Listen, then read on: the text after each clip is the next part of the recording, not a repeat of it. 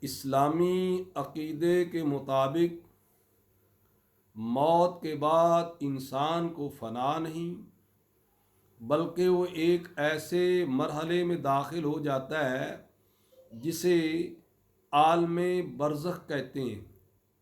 قرآن کریم سورہ المومنون میں اس کی طرف اس طرح اشارہ کیا گیا ہے، وَمِن وَرَائِهِمْ بَرْزَخٌ إِلَى يَوْمِ يُبْعَثُونَ، اور ان کے آگے ایک پردہ ہے، یعنی برزخ ہے، قیامت تک جب وہ دوبارہ اٹھائے جائیں گے۔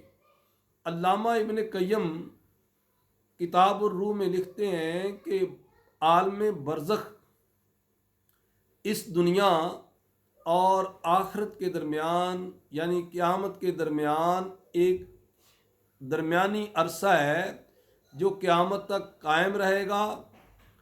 جو ہی انسان فوت ہوتا ہے تو گویا وہ عالم برزخ میں داخل ہو گیا۔ ناظرین، یہ بات ذہن میں رہے کہ موت کے بعد انسان کی روح اور جسم کا یا جسم کے کسی حصے کے ساتھ تعلق قائم رکھتا ہے، جس کی وجہ سے اس کو عذاب کا یا راحت کا احساس ہوتا ہے۔ تو عالم برزخ عقیدہ آخرت کی ایک بڑی حقیقت ہے جو انسان کو آخرت کی تیاری کی طرف متوجہ کرتی ہے۔